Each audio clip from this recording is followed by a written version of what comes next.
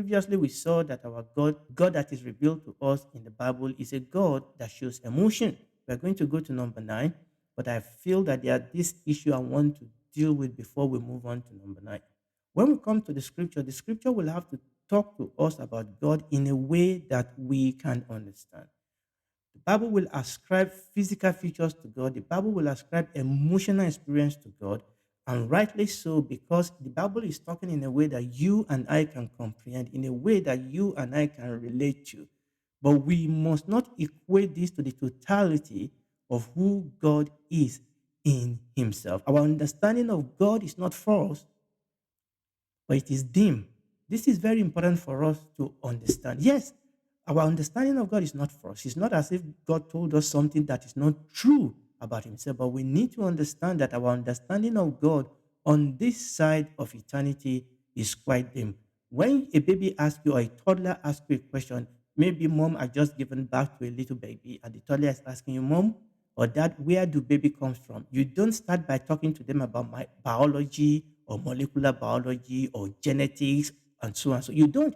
What you do is that you use language of simplicity and the language of decency to talk to that toddler about how babies came to be. You are not lying to the child, but actually you are talking to the child in a level that the child will understand. And that is the same way when the Bible speaks to us about God. Remember John chapter 1, verse 18, the first part says, no man has seen God at any time. And First Timothy chapter 6, verse 16, the first part says that only God lives forever, and He lives in light that no one can come near. No human has ever seen God or ever can see Him. By the way, that is from the contemporary English version. And First Corinthians chapter 13, verse 12, the first part says, now all we can see of God is like a cloudy picture in a mirror. Again, that is from the contemporary English version. And it is very, very important that you and I understand it, that all we can see of God, all we can actually be able to receive, okay, what that of God that we can understand, okay, that we can endure, as it were, is actually like that First Corinthians chapter 13, verse 12 says, is actually a cloudy picture in a mirror. The picture of God that is shown to us in the scripture is not false, but we need to understand that it's a cloud mirror. We need to understand the fact that no man has seen God at any time, and no man can see God at any time. God dwells in a light that no one can come near. But the Bible has revealed something to us of God, and the God has revealed to us as much of God as you and I need on this side of heaven. You know, this reminds me of Ezekiel end time prophecy in Ezekiel chapter 38. Now, there is talking about the war that is going to happen at the end of time, and it clearly tells us in that scripture when this is going to happen. But I'm not really interested in that war. What I want to do is to use it as an explanation of the way that the Bible tells us about the nature of God. So let's read that. We are reading Ezekiel chapter 38, and I'm just going to read a couple of verses in the book of Ezekiel chapter 38. Verse 3, thus said the Lord God, behold, I am against thee, O God, the chief prince of Meshech and Tubal.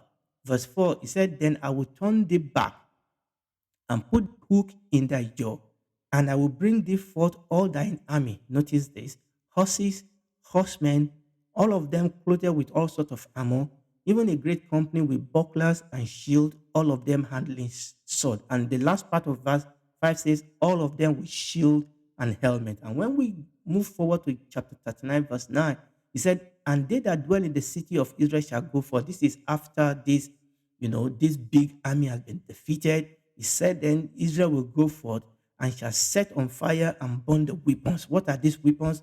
Both shields and bucklers and bows and arrows and handstaves and spears, and they shall burn them with fire 7 years. Remember, we are talking about God's revelation for us in the scripture, but I'm using this Ezekiel 38 and 39, this war that Ezekiel clearly tells us that is going to happen in the end time. And by the way, this scenario that is actually playing out now in front of everybody all over the world. But here, Ezekiel was talking about this weapon that is going to be used in this end time war. And he was talking about horses and horsemen and bucklers and shield and sword and helmet and arrow and spears. That is the weapon of war that people were using in the time of Ezekiel to fight, but people don't use those weapons now. But you see, God could not actually talk to Ezekiel and talk about weapons, all sorts of weapons of mass destruction that we now use today. All these weapons that we saw that Ezekiel is actually mentioning, they are dated weapons. We don't use those weapons today. Okay. But we need to understand that God was describing something to Ezekiel and his people that was relevant to them, and because of that, God has to use a term that Ezekiel and the people in those days will resonate with. But obviously, this prophecy actually await, a fulfillment in the end of time in where modern weapons are going to be used. But God could not use those terms, could not use terms like nuclear bomb or missile and all those things. He could not use that because Ezekiel will not have no clue what God was saying. So God used terms that Ezekiel can understand. This is like God using cloudy picture in a mirror. And it is the same thing as we talk about God. Understand that in order to teach us about God, the scripture will use human language, like physical features, like emotional experiences, so that we will be able to wrap our mind, and understand what God is saying about himself. If God used, thoughts, if God used expression in revelation that we cannot, you know, relate to, then we won't understand what God is saying. But we have to be careful that we do not equate this at the totality of who God is himself.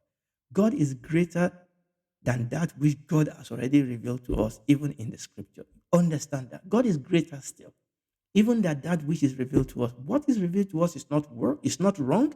What is revealed to us is not first. I'm talking about revealed to us about God, but we need to understand that God will be using languages that we can relate to. So we are looking at these two things before we go to the next features, number 9.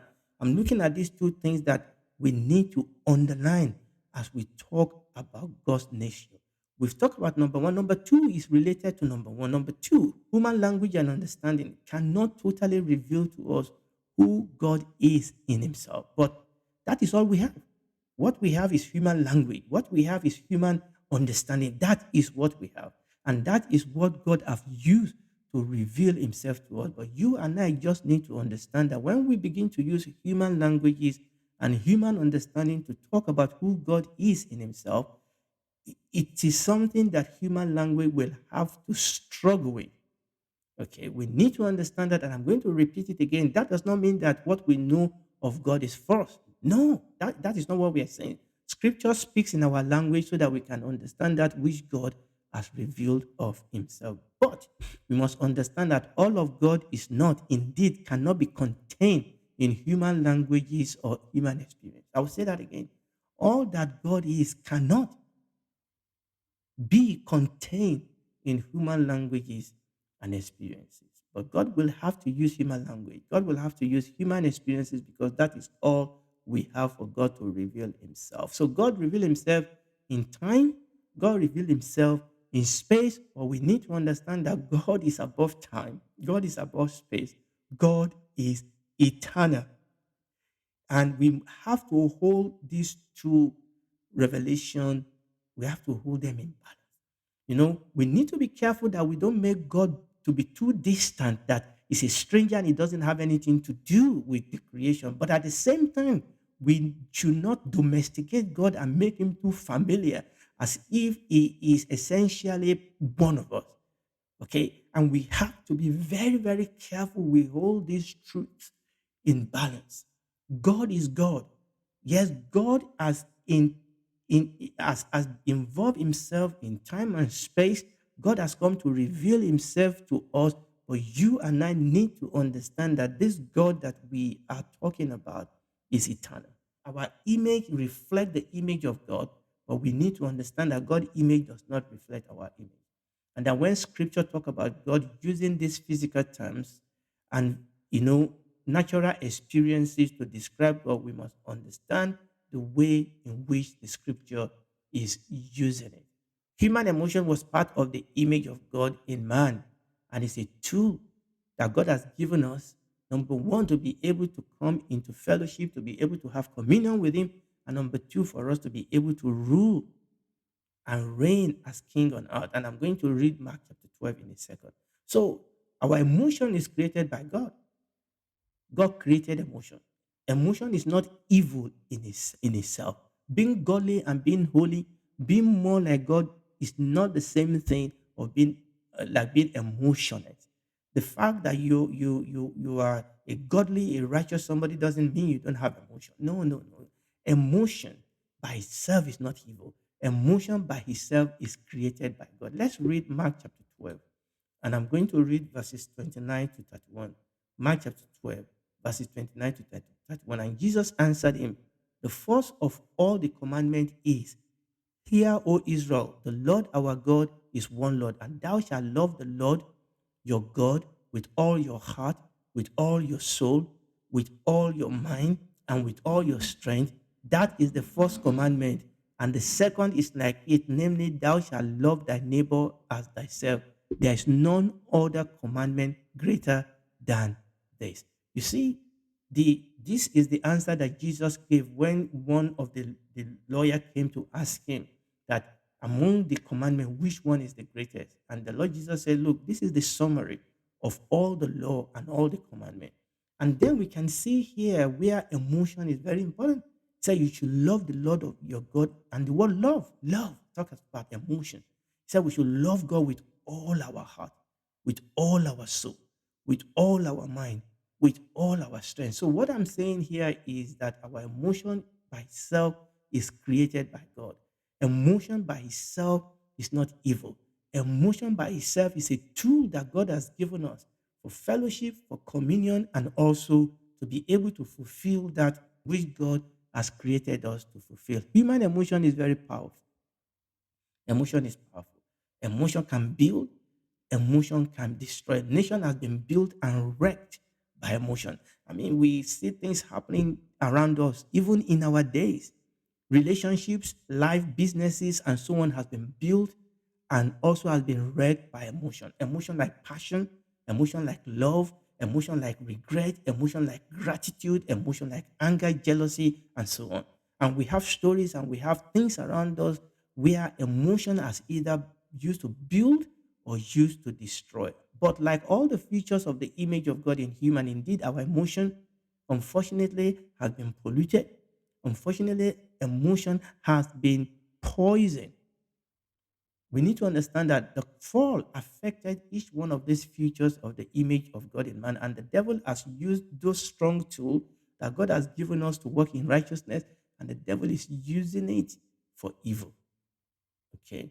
But the solution is not for us to throw emotion out and to kill our emotion and walk in this world emotional. No, no, no, no, no. The solution is to bring our emotion under the lordship of our Lord Jesus Christ. The solution is to bring our emotion under the control of the Spirit, Holy Spirit, under the control of the cross of our Lord Jesus Christ, under the control of His blood, under the control of His word. And this is very, very important. As the Holy Spirit corrects and rebuke and cleanses and renew and strengthen and equip, then our emotion can be redeemed and be renewed so that we can walk, we can use our emotion in the way that pleases the Lord. We must not allow our ungodly emotion to rule us. We must not. Now, God has not created emotion to be a master. God has not created our emotion to be a leader, but to be a servant. Unfortunately, today we have whole set of ideologies today that is built around human emotion, saying that if it feels good, then do it. That people will talk about the agenda. Okay, here biologically, here genetically, you are this gender, but I don't feel that way. We are coming to a point now where we are making emotion and feeling to be the ruler. Now, that is a recipe for disaster. God has not created us to be led by the nose by our emotion. And that is a disaster. Even in the church today, unfortunately, We have a whole lot of theology and a whole lot of Christian practice and Christian worship that is built around sensationalism, that is built around people walking up their emotion. Unfortunately, this is a recipe for disaster. Oftentimes, we question and we disobey God because of our emotion.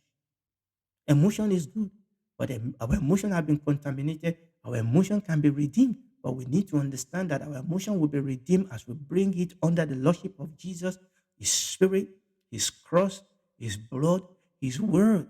We cannot allow our emotion, particularly our unregenerated, unredeemed emotion, to lead us. God has not created our emotion to lead.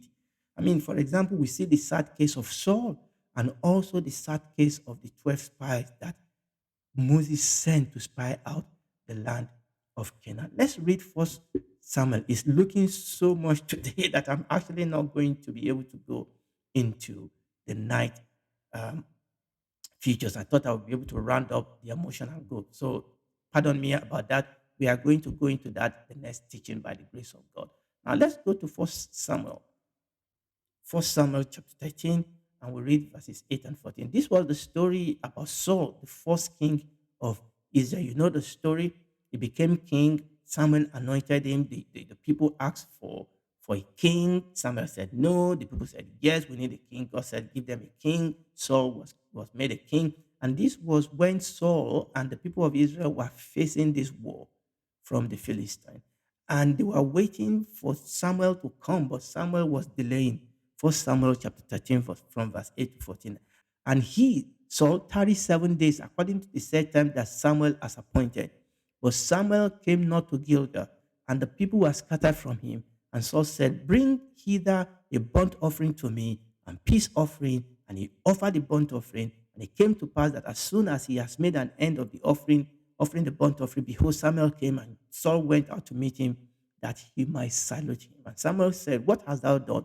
Saul said, because I saw that the people were scattered from me, and that thou camest not within the day appointed, and that the Philistines gathered against themselves against me as mismatch. Therefore, I said, the Philistine will come down now upon me to Gilgal, and I have not made supplication unto the Lord. I forced myself, therefore, offer the burnt offering. And somebody said unto Saul, thou hast done foolishly. Thou hast not kept the commandment of the Lord your God, which he has commanded thee. For now will the Lord have established a kingdom upon Israel forever, but now the kingdom shall not continue. The Lord has sought him a man after his own heart, and the Lord has commanded him to be captain over his people, because thou hast not kept that which the Lord has commanded thee. See, why did Saul do this? Because of his emotion. And he told us why. Okay, he was waiting for Samuel. Samuel didn't come. Then you see, there, like we said the last time, there is a cognitive type part of our emotion. He was looking at the things around him. He said the people were scattered. Samuel has not come. The Philistines were gathered. People were scattered. Philistines were gathered. Samuel has not come. And then he said, I forced myself. His emotion. He was having all sorts of emotional upheaval in him because of the situation around him. And he forced himself to do what he should not have done. And Samuel then came, and Samuel told him, you have done very, very foolishly, because you have allowed your emotion to actually make you to break God's commandments. And unfortunately, because of that, he lost everything. And aren't we in the same way? Because of the emotion of anger, of regret, of pain, of unforgiveness, one emotion or another, that the things around us is stirring up inside of us, many of us will take steps that we then come to regret. And we saw the same thing in the 12 spies that Moses sent to spy out the land of Canaan. I'm not going to read this, but these 10 of these brought evil report. And because of that, they started all sort of emotion in the heart of the people. Numbers chapter 14, verse 1 says that people lifted up their voice and they cried. And the Bible says they wept all night because of this evil report, because of what they could see. And in fact, because of this emotion, they then contemplate to actually kill Moses, stone Moses and Aaron, stone Joshua and Caleb, who are trying to tell the people, hey, don't rebel. There is a God factor to this thing. So our emotion It's created by God, but it's been tainted, it's been poisoned. No, we are not saying we should throw out the emotion. We are saying that we should anchor our emotion in the purpose and the will of God. You see, emotion is like this ship, great ship on the sea. Okay, when the ship is standing still, they are great, they are powerful. But if you leave the ship on the sea, the ship will drift unless you throw down the anchor. The anchor stabilizes the ship, and our faith anchors our emotion. Our faith based on God's revelation of Himself in creation and preeminently in the pages of the Bible and in the person of our Lord Jesus Christ in His work on the cross by the operation of the Holy Spirit. Our faith anchors our emotion. And that is what we read in Hebrews chapter 6, verses 13 to 20. The Bible says that by two things, immutable things in which it is impossible for God to lie, we might have strong consolation who has fled for refuge to lay hope on the to lay hold upon the hope set before us, which hope we have as an anchor for the soul, both sure and steadfast. The anchor, our safeguard, sure, steadfast, it is certain, it is firm, it is stable, it is trustworthy. And when we begin to anchor our faith upon the person and the revelation of Jesus Christ, irrespective of what is going on around us, then our emotion will be anchored, and then we will not be fluttered, we will not be tossed to and fro by our emotion. Hebrews chapter 11, verses 1 to 2 in the contemporary English version says that faith makes us sure of what we hope for and give us proof of what we cannot see. It was their faith that made our ancestors please God. Our faith anchors our emotion. Our faith in God, our faith in the revelation of who God is, anchors our emotion.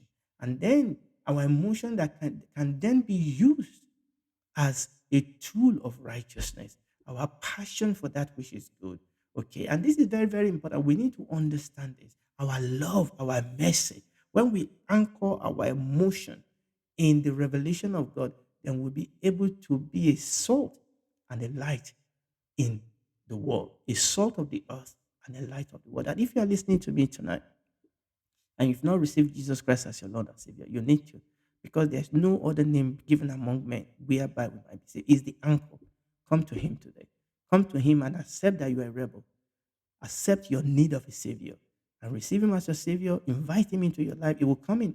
He will take the heart of stone out of you, give you the heart of flesh, give you His own Spirit, and He will walk the rest of your life in this earth with you. And when this is all over, you will spend eternity with Him in the new heaven and the new earth.